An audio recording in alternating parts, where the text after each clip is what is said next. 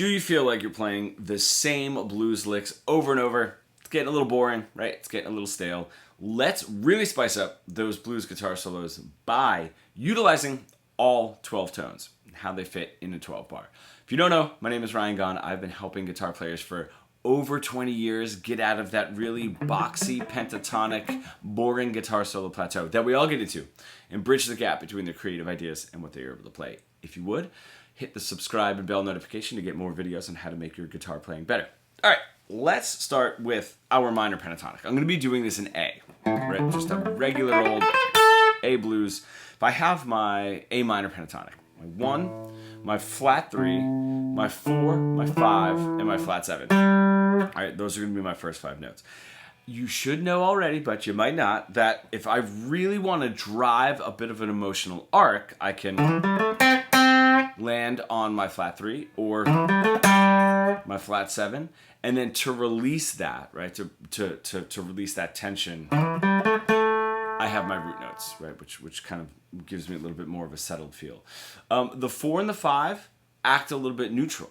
So if I drive that emotional arc up, right, spike it with that little bit of tension, and then I play a lick that ends on a 4 or a 5, that tension stays up there. Now, it doesn't keep driving as though I were to play, let's say, a flat 3 and then a lick that ends on a flat 7, a phrase that ends on a flat 7. That's going to sort of keep driving that that tension up, and that's going to get harsh if you're not, sort of releasing it. So those 4s and 5s are really cool because you can drive the emotion up a little bit, stay with it,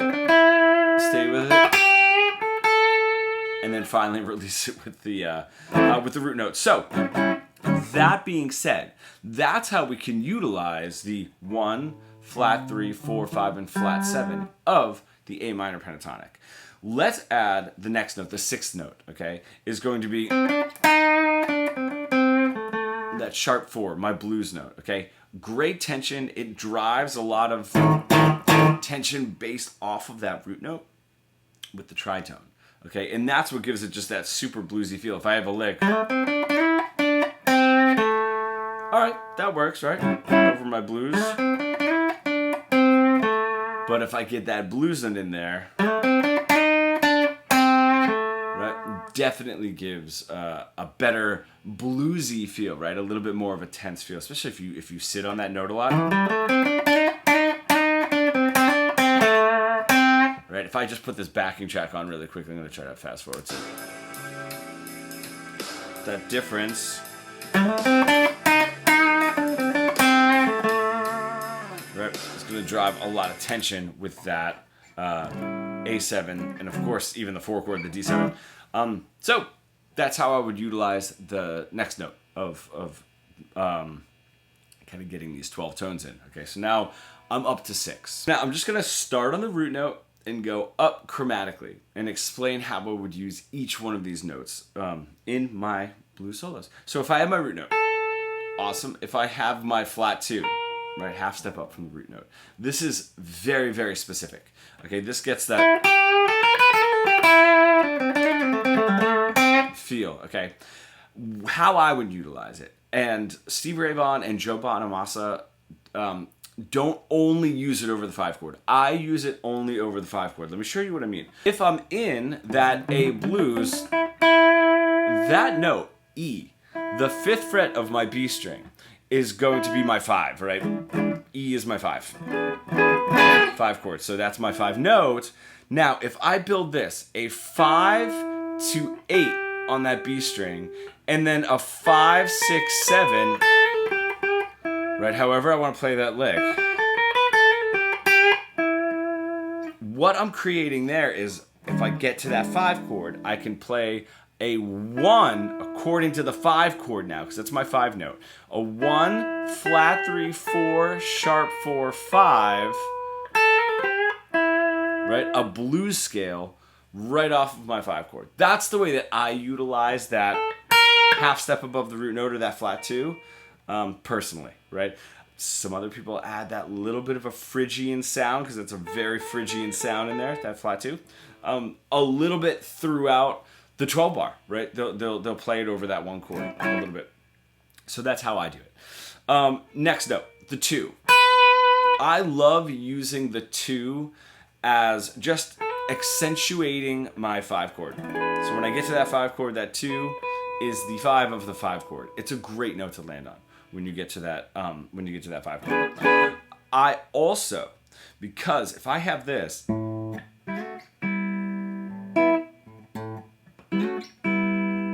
I'm utilizing a flat 7, 2, or a 9, right? It'd be a 9 in this case, and a 5. I'm sliding up to the root note, the 3, and then the 13 or the 6 there, and then back down again, right? That's that pattern. So technically, right, when I'm playing, right, whatever it is that I'm doing, I still have my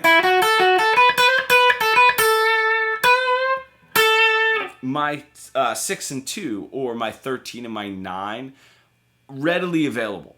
Okay, so I could play it 2 different ways. I'm not going to play through this full 12 bar. This is the one into the 5. I can do this.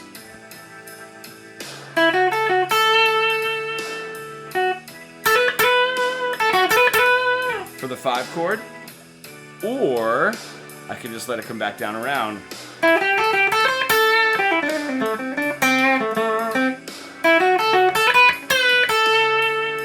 Right, and just play it over the 1 chord because it's going to create a nice sound of a 9.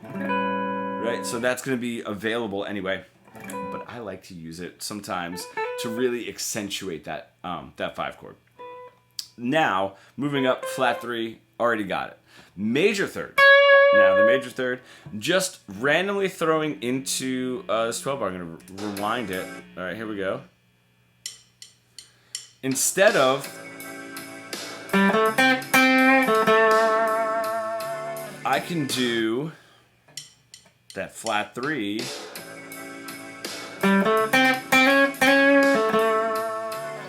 Right, to the major 3rd. So that's how I use it a lot in this 12 bar. I'll play, when I get to that flat 3, wherever that is, I'll slide it up to the major 3rd, right, for the 1 chord. The thing that happens with that particular note that doesn't happen when we talk about that 9 or that 2 there is that major 3rd is really only going to work for the 1 chord. You could potentially get it to work for the 5 chord because it's right. It's like a 13, almost a shuffle feel. There it is, right? A shuffle feel when you get to that 5 chord.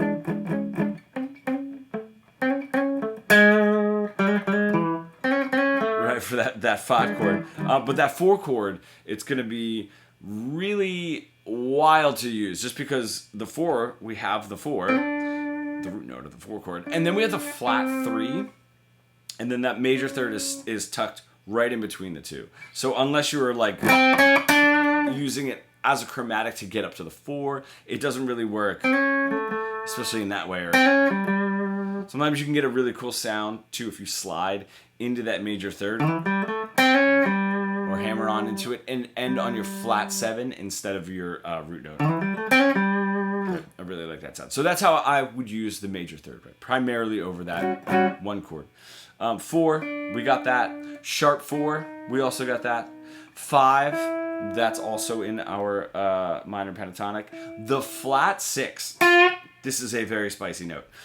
I love how we were able to utilize the flat 2 because again, that's just such an out note to be playing. So this is how I like to use the flat 6, and I'm going to throw this in with the natural 6. Okay, so just like we were doing before, this is kind of going to be a little bit of a 2-parter. When I have that, I can play that 6 no matter what. You know what I mean? And it just gives me that 13, right, for my 1 chord. And it gives me that major blues sound, right? Almost like a B.B. King blues sound. If I want to use it over the 4 chord, now I can utilize the flat 6 into the natural six. I wouldn't stay on that flat six very long, and if I really wanted to build tension, I could hit it and give it a slight bend up, not quite to the natural six to give it some tension, but because the natural six, right, it's the 13 over my one chord, right, gives it that sort of shuffle feel, again, that kind of sound.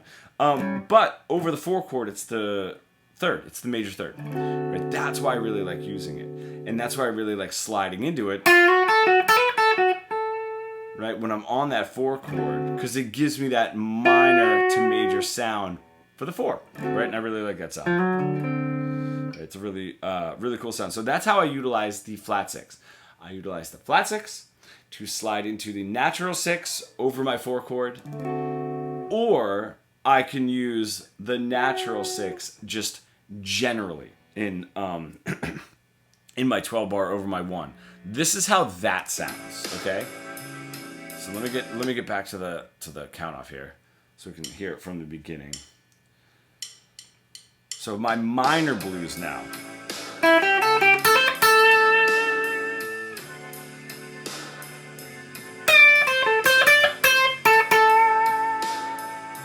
Okay.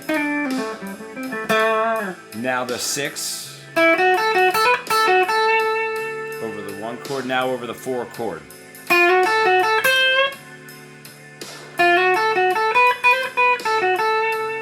So it has its function either way. Right now I was trying to put that in pretty quickly, but it has its function either way. I just like to slide in just to give it that minor major sound when I get to that 4 chord. That's how I really like to use that. And then I said everything that I needed to say about the 6, how the 6 works. Flat 7, same deal. You know, it's in the minor pentatonic. It helps me build that tension. Then the natural 7. I do not use the natural 7 very much. This is not one of the most out-sounding as I think the flat 2 is. Right, but we have such a cool function for that, right? And then the flat 6, but also we have that function as well. The natural 7 just strikes me as strange, you know, for blues, right? Because that flat 7 in the blues is like so predominant. So I'm going to show you how I would use a flat 7 here over just the 5 chord. That's it. So here's my 1. Here comes my 5.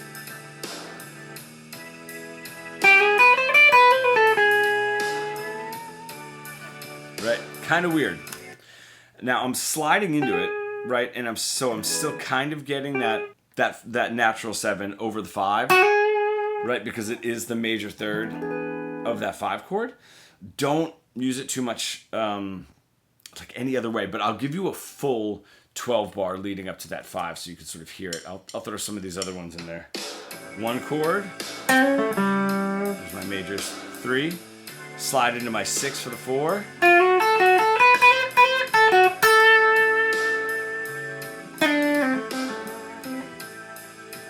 hitting that blues note as well, and my 4 chord,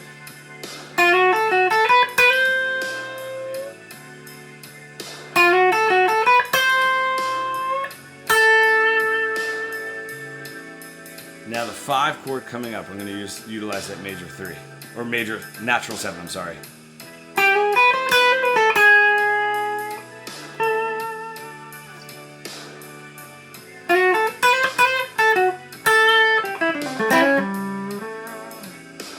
And then here, my flat 2.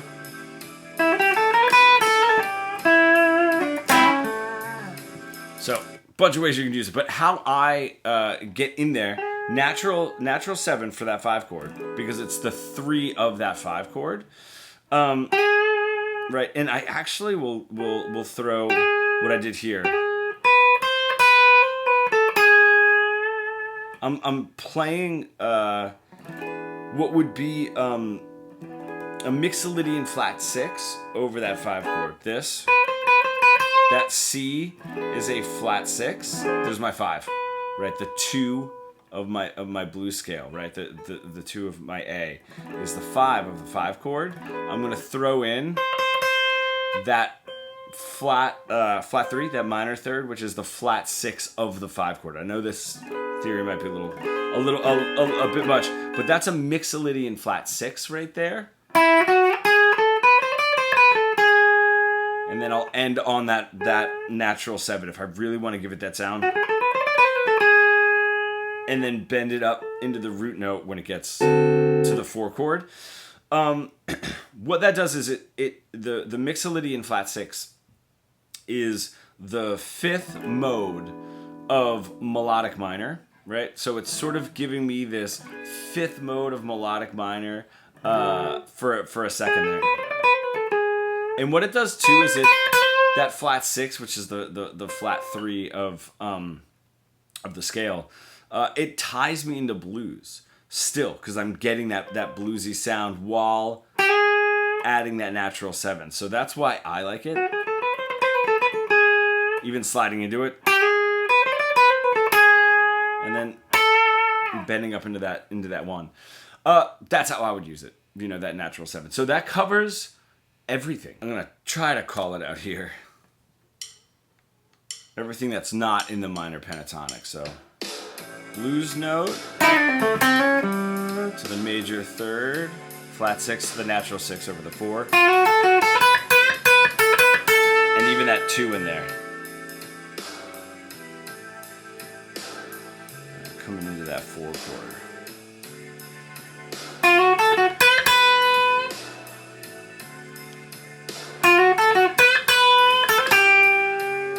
I'm really getting that flat 7 in there too with that tension.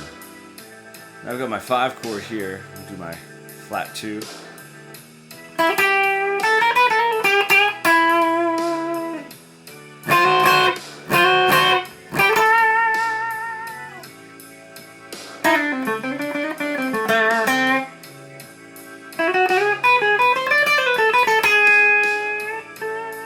Doing that that Mixolydian flat 6 there at the end for that last 5. So that's everything.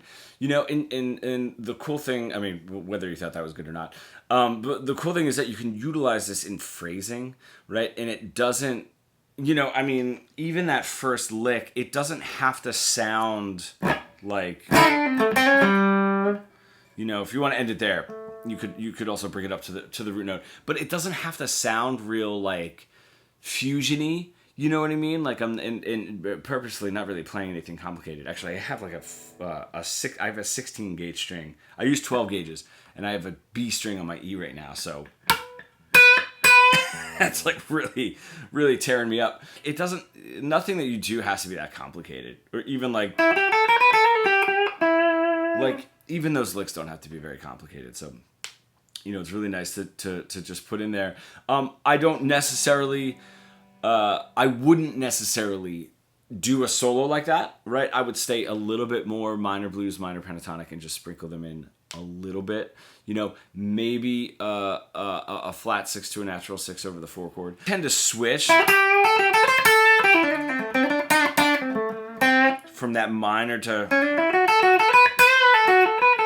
that major sound by utilizing that 6 and that 2 right there, instead of the flat 7 and the flat 3. That's something that I will do throughout a 12 bar, but really, right, that kind of a thing, maybe once. So sprinkle these in, it's just really cool to have these options. And we do get really focused on that minor blues scale, right? As a listener. So all of this stuff is like really cool to utilize, to put in there, and really break out of sonically what we're so used to hearing. Just want to circle back on one thing. When I was mentioning the major 3rd, right, over that 5 chord, and you could use it, right? And these are not hard rules, you know what I mean? You can do whatever you want, and as long as you like the sound, it's going to sound cool. I just want to say, you can hit the 2 or that 9 over the 4 chord, right? And that gives you that's the 13, right? Or the 6 of that 4 chord, right? So that's why you can also hit the 13 or the 6 over the 1 chord, right? The reason that the 13 or the 6 over that 5 chord, and I'm just going back and forth for the sake of it, I know that if it's a tension, it is the 13. But the reason that it doesn't always work over that 5 chord, the major third being the 13 of the 5, it works if you have a shuffle or you're playing the, somehow doing it in the rhythm, maybe on keys or rhythm guitar. The problem is that major third brings so much of that major third sound of the 1 chord out that sometimes sticking it into that 5 chord makes it sound a little bit disjointed. Like you're playing a note that isn't in our minor blues scale, right? So that kind of brings us into like, oh, this one very particularly addresses the 1 chord, right? And because the 1, even though we're playing dominance, is the tonal center of the blues, and we're accentuating it with that major third, it can sound a little disjointed from the 5 chord, right? Which is why that, right, adding the minor third in there to stay grounded to a minor sound and giving it that really cool Mixolydian flat 6 sound that I was talking about. But that's why, because I wasn't mentioning that before, and you can see me doing that over the 4 chord, right? Hitting the 9 or the 2 over the 4 chord. So just know that works over the 4 chord as well, because it's 13 and that like is very much a part of blues, right? This works over the 1 chord because that's the 13 of the 1 chord. And when you get to the 5 chord, the 13 really works in rhythm. Sometimes it sounds a little disjointed if you use it in your solo. That's the only reason why. I just wanted to utilize that, because when I was saying, you could use that, it won't, the major third, it won't work over the 4 chord, but it might work over the 5 chord. I just wanted to get back into that. Now, if you're an intermediate guitar player stuck in that really boring, boxy, sort of pentatonic plateau that we all get into, and you really want to bridge the gap between your creative ideas and what you were able to play, becoming fully fretboard fluent, comment pro below, and we can get started.